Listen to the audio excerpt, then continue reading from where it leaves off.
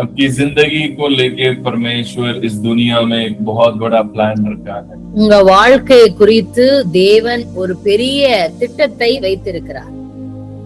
आत्मिक ज्ञान कितना हमें जरूरत है, उतना ही इस दुनिया के बारे में, इस प्रपंच के बारे में, इस कॉस्मोस के बारे में आपको जानना समझना जरूरी है. ஒரு மனிதனுக்கு ஆவிக்குரிய ஞானம் எந்த அளவிற்கு முக்கியமோ அந்த அளவிற்கு ஒரு மனிதனுக்கு இந்த பிரபஞ்சம், அதாவது இந்த முழு சிருஷ்டிப்பை, முழு காஸ்மோஸை குறித்ததான ஞானமும் அவனுக்கு முக்கியமாக இருக்கிறது. क्योंकि आप इस दुनिया में आए तो आप इस दुनिया के अंदर ही जी रहे हैं. अगर आप इस दुनिया की ज्ञान नहीं है, इस प्रपंच की ज्ञान नहीं है, आप, मैं कह रहा हूँ, इस दुनिया में आप बहुत सारे चीजों को प्राप्त नहीं कर पाओगे. நீங்க இந்த பூமிக்கு அனுப்பப்பட்டிருக்கிறீர்கள், வந்திருக்கிறீர்கள், இந்த பூமியில தான் நீங்க வாழ்றீங்க. இந்த பூமியை குறித்தும் இந்த முழு பிரம்மாண்டத்தை குறித்த ஞானம் இல்லைன்னா இந்த பூமியில நீங்கள் சரியாக வாழ முடியாது. हाँ, हमें प्रेयर के बारे में पता है, आराधना के बारे में पता है, चर्च अटेंड करने के बारे में पता है, वर्शिप के बारे में पता है. भैया ये तो स्पिरिचुअल की है, ये तो आत्मिक ज्ञान है. நாங்க சர்ச்சுக்கு போறோம், ஆவிக்குரிய காரியங்கள் எங்களுக்கு தெரியும், நாங்கள் வேதத்தை வாசிக்கிறோம், ஜெபிக்கிறோம், இதெல்லாம் ஆவிக்குரியதான காரியங்கள். आप इस पृथ्वी में जी रहे हैं. இந்த பூமியில நீங்க வாழ்றீங்க, இந்த உலகத்தில் வாழ்கிறீர்கள். कल के दिन एक बंदा ने मेरे से एक सवाल पूछा है. நேற்றைய தினத்திலே ஒரு மனிதன் என்னட்ட ஒரு கேள்வி கேட்டாரு. पास्टर, पहला आदम के द्वारा जो कुछ भी आता है वो सब कुछ हमें ब्लड में मिल जाता है, हमारे अंदर आ जाता है. दूसरे आदम का हमारे वो चीज क्यों, दूसरे आदम का जो ब्लेसिंग है वो ऐसे क्यों नहीं आ रहा है? ஐயா பாஸ்டர், முதலாம் ஆதாமுக்கு என்னெல்லாம் நடந்துச்சோ அதெல்லாம் நம்ம ரத்தத்துல ஊறி அது பாட்டுக்கு நம்மள ஃப்ளோ பண்ணி வந்துகிட்டு இருக்கு. ஆனா இரண்டாம் ஆதாமாகி இயேசு கிறிஸ்துவுக்குள் இருக்கிறது ஏன் நமக்குள்ள வரமாட்டேங்குது, இன்னும் வரல அப்படின்னு கேட்டார். बहुत ही सही क्वेश्चन है. இது ரொம்ப சரியான கேள்விதான். वो मेनली ये है कि हम सब इस दुनिया में जब आते हैं, इस पृथ्वी के अंदर आते हैं, நம்ம எல்லாருமே இந்த பூமிக்குள்ளே வரும் பொழுது फर्स्ट एडम के द्वारा ही आते हैं. நம்ம முதலாம் ஆதாமின் மூலமாக அந்த சாயல்ல தான் வரோம். फिजिकल बर्थ, அதாவது இந்த பிசிக்கல், இந்த உலகத்திலே இந்த சரீரத்தை எடுத்து பிறப்பது. फिजिकल बर्थ जो लेते हैं ना, இந்த பிசிக்கல் பிறக்கிறோம்ல, सारे मनुष्य पहला मनुष्य के रूप में ही पैदा होते हैं. हम सब फिजिकल बर्थ फर्स्ट एडम के द्वारा उसी ब्लड लाइन में ही पैदा होते हैं. இந்த சரீரத்தை, அதாவது நாம் பெற்றிருக்கிற இந்த சரீரத்தை பெற்று வருகிற ஒவ்வொரு மனிதனும் முதலாம் ஆதாமின் சாயலாகத்தான் இவன் பூமிக்குள்ளே பிரவேசிக்கிறான். इसी को पहला कुरिन्थियोस अध्याय 15 का वचन 45 से अगर आप पढ़ के देखेंगे वहां पे लिखा है. நீங்க 1 கொரிந்தியர் 15வது அதிகாரம் 45வது வசனத்தை நீங்கள் படித்து பார்ப்பீர்கள் என்றால் ये बात वहां पे लिखा है. நீங்க அங்க நல்லா உங்களுக்கு தெரிஞ்சிரும். 1 கொரிந்தியர் 15வது அதிகாரம் में लेके रखना. पहला कुरिन्थियोस अध्याय 15 45வது வசனம். அந்தபடியே முந்தின மனுஷனாகிய ஆதாம் ஜீவ ஆத்மாவானான் என்று எழுதியிருக்கிறது. பிந்தின ஆதாம் உயிர்ப்பிக்கிற ஆவியானார். ஆகிலும் ஆவிக்குரிய சரீரம் முந்தினது அல்ல, ஜென்ம சரீரமே முந்தினது. முதல்ல எல்லாருமே ஜென்ம சரீரத்துலதான் பிறக்கணும். ஜென்ம சரீரம்னா என்ன? எல்லாருமே இந்த பிளட் லைன்ல தான் வரணும் உள்ள. எதுல? முதல்ல இந்த பூமிக்குரியவனாதான் பிறக்கணும். இந்த பூமிக்குரியவனாக பிறந்து இந்த பிரபஞ்சத்துக்கு, இந்த மண்ணால், இந்த லோகத்துக்குரியவனாக பிறந்து அதுக்கப்புறம் தான் த்ரூ ஃபெய்த் அந்த லோகத்துக்குள்ள நம்ம என்ன செய்யறோம்? என்டரே பண்றோம். இந்த லோகத்துக்குள்ள பிறந்து அந்த லோகத்துக்குரியவனாக மாற்றப்படுறோம். முந்தின மனுஷன் பூமியிலிருந்து உண்டான மண்ணானவன், இரண்டாம் மனுஷன் வானத்திலிருந்து வந்த கர்த்தர். மண்ணானவன் எப்படிப்பட்டவனோ, இப்பதான் மண்ணானவன் எப்படிப்பட்டவனோ மண்ணானவர்களும் அப்படிப்பட்டவர்களே. மண்ணானவர்களும் அப்படிப்பட்டவர்களே. வானத்துக்குரியவர் எப்படிப்பட்டவரோ வானத்துக்குரியவர்களும் அப்படிப்பட்டவர்களே. மண்ணானவருடைய சாயலை நாம் அணிந்திருக்கிறது போல வானவருடைய சாயலையும் அணிந்து கொள்ளுவோம். இது புரிஞ்சிருச்சுன்னா ஏன் இது இந்த மேட்டர் நம்ம எல்லாரும் ஏன் இப்படியே பறக்குறோங்கிற மேட்டர் புரிஞ்சிடும். हिंदी में अभी पढ़े वचनों को, हिंदी में पढ़े। पहला कुरिन्थियों अध्याय 15 का 45 वचन 45 से। फर्स्ट कोरिन्थियन चैप्टर 15 45 से 48 तक पढ़ना। शास्त्र कहता है पहला मनुष्य आदम एक सजीव प्राणी बना, किंतु अंतिम आदम मसीह जीवन दाता आत्मा बना। आध्यात्मिक पहले नहीं आता, स्वाभाविक आध्यात्मिक पहले नहीं आता, बल्कि पहले आता है भौतिक या स्वाभाविक, और फिर उसके बाद ही आता है आध्यात्मिक। अब समझ आ रहा है क्यों पहला आदम के बातें ही क्यों हमारे अंदर आ रहा है फर्स्ट। இப்ப புரியுதா? ஜென்ம சரீரம் முதலாம் ஆதாமுடைய சாயல் ஏன் வருதுன்னா, ஜென்ம சரீரம் தான் முந்தினது. ஜென்ம சரீரம் தான் முதல்ல எடுக்கிறோம்.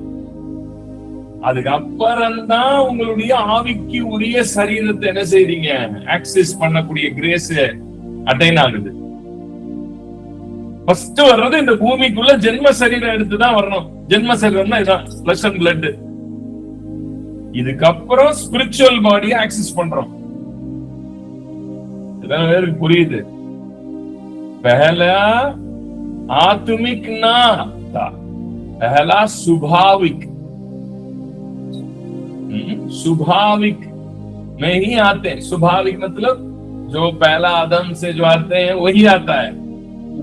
लहू से मांस और लहू के भर्ती पहला होती है, फिर इसके बाद आत्मिक शरीर में हम मसीह को ग्रहण करते समय आत्मा के द्वारा आत्मा में जन्म होते हैं, फिर हम वो वाले स्पिरिचुअल डिमेंशन को एक्सेस करते हैं। முதல்ல இந்த பரப்பை தான் எடுக்கிறோம், அதுக்கப்புறம் தான் ஆவிக்குரியவர்களாக மாற்றப்படுறோம். புரியுதுங்களா? நல்லா தெளிவாகுதா?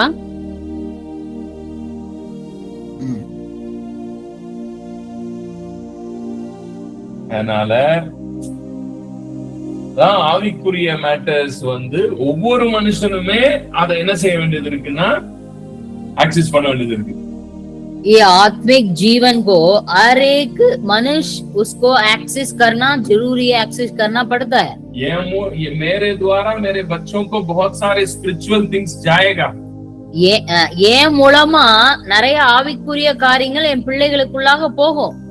मगर ஆனால் वो एक टाइम में वो खुद वो जागृति में आकर उसके अंदर एक पुनर्जन्म मतलब दोबारा जन्म लेना उसको जरूरत होता है जरूर। ஆனா பிள்ளைங்க அவங்களுக்குள்ள இருக்கிறதான அந்த கான்சியஸ் மனசாட்சி விழிப்புணர்வு அடைந்த பிறகுதான் அவங்க அந்த மறுபிறப்பை அப்பதான் அவங்க மறுபிறப்பை அடைவார்கள்। என்னதான் என் மூலமா அவங்களுக்கு ஆசீர்வாதங்கள் வந்தாலும் அவங்க மறுபிறப்பு அடைய வேண்டியது அவசியம்।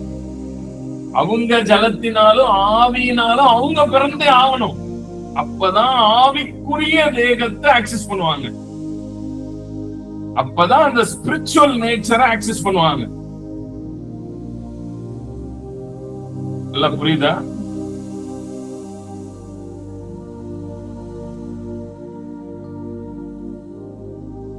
ஏன் பாஸ்டர் எங்களுக்கு ஃபர்ஸ்ட் ஆடம்ல தான் ஏன் எல்லாருமே பிறக்கிறோம், ஏன் அந்த ஃபர்ஸ்ட் ஆடம் மேட்டர் எல்லாருக்குள்ளயும் வருது? ஏன்னா இந்த இதுலதான் முதல்ல பிறக்கிறோம்। ஃபர்ஸ்ட் இந்த பூமியில வர்றது மாம்ச தேகத்துலதான் வர்றோம்। இந்த மாம்ச தேகம்ன்றது அந்த விதைக்குள்ள இருந்துதான் இருக்கு। அந்த இதுல இருந்துதான் இருக்கு.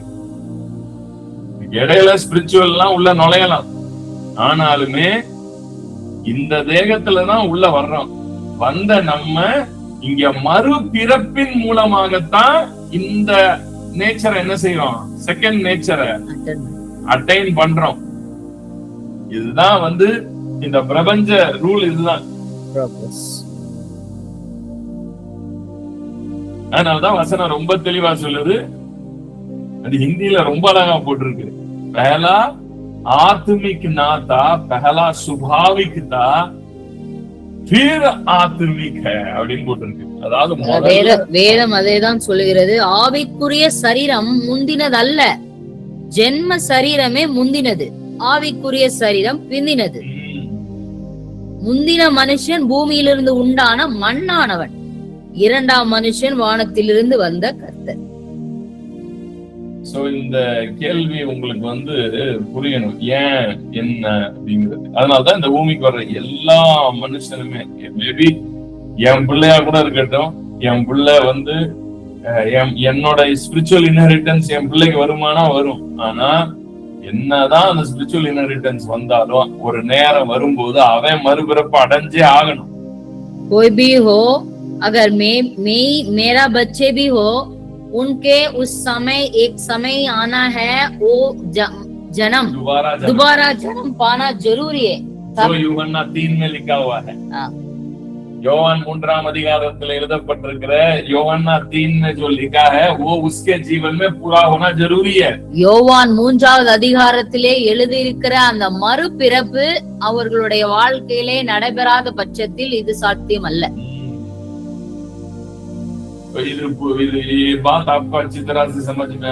இது உங்க மனதுல நல்லா புரியணும். ஏன் முதலாம் ஆதாமின் சாயல் நமக்குள்ள ஏன் இருந்துகிட்டே இருக்கு?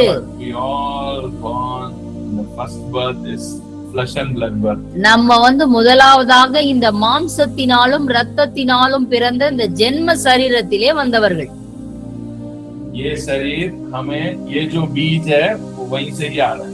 இந்த இதுல இருக்கிற விதையானது, இந்த வித்தானது அந்த முதலாம் ஆதாமின் மூலமாகத்தான் வருகிறது. நம்ம இரண்டாம் மறுபிறப்பு அடைகிறோம்.